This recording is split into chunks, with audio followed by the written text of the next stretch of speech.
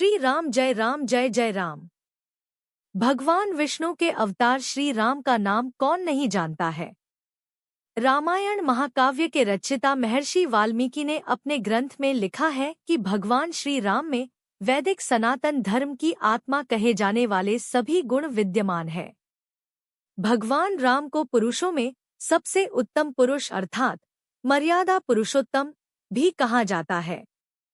आइए जानते हैं भगवान राम से जुड़े कुछ रोचक तथ्यों के बारे में। त्रेतायुग में जन्मे भगवान श्री राम अयोध्या के महाराज दशरथ के सबसे बड़े पुत्र थे। लक्ष्मण, भरत, शत्रुघ्न राम के भाई थे। भगवान राम की मां कौशल्या थी और शेष सुमित्रा और कैकेयी के पुत्र थे। भगवान राम का विवाह मिथिला नरेश राजा जनक की पुत्री सीता के साथ हुआ था। लक्ष्मण की पत्नी उर्मिला, शत्रुघ्न की पत्नी श्रुतकीर्ति और भरत की पत्नी मांडवी थी। ब्रह्मा, विष्णु तथा महेश में से भगवान विष्णु ने संसार की भलाई के लिए कई अवतार लिए हैं।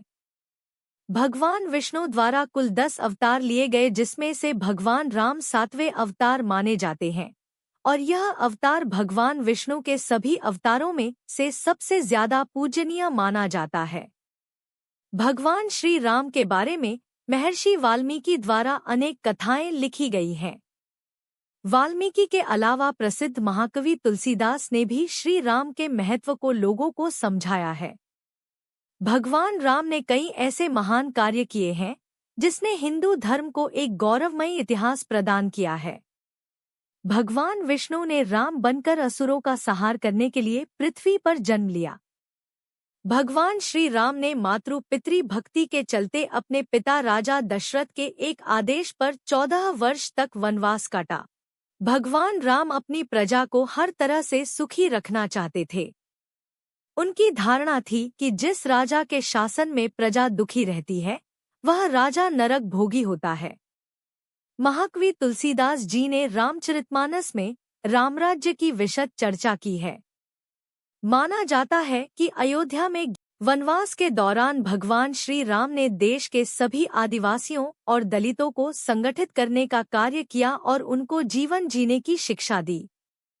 उन्होंने देश के सभी संतों और उनके आश्रमों को राक्षसों, दैत्यों के आतंक से बचाया था। अपने 14 वर्ष के वनवास के दौरान भगवान राम ने भारत की सभी जातियों और संप्रदायों को एक सूत्र में बांधने का कार्य किया। चित्रकूट में रहकर भी उन्होंने धर्म और कर्म की शिक्षा दीक्षा ली।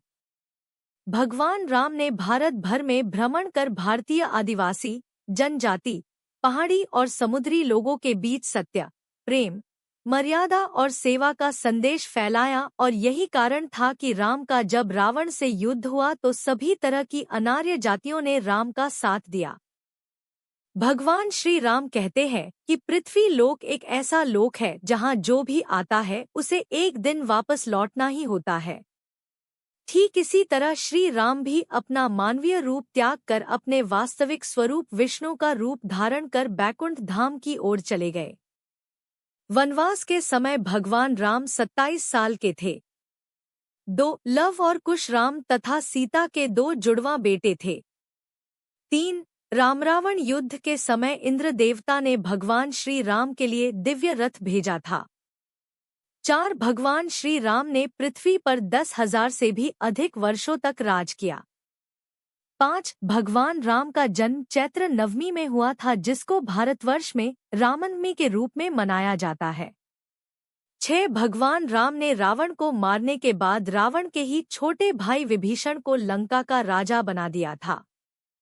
7 गौतम ऋषि ने अपनी पत्नी अहिल्या को पत्थर बनने का श्राप दिया था और इस श्राप से भगवान राम ने ही उन्हें मुक्ति दिलाई थी। 8 अरण्य नाम के एक राजा ने रावण को श्राप दिया था कि मेरे वंश से उत्पन्न युवक तेरी मृत्यु का कारण बनेगा, और भगवान राम इन्हीं के वंश में जन्मे थे। 9 माता सीता को रावण की कैद से आजाद कराने के लिए रास्ते में पड़े समुद्र को पार करने के लिए भगवान राम ने एकादशी का व्रत किया था।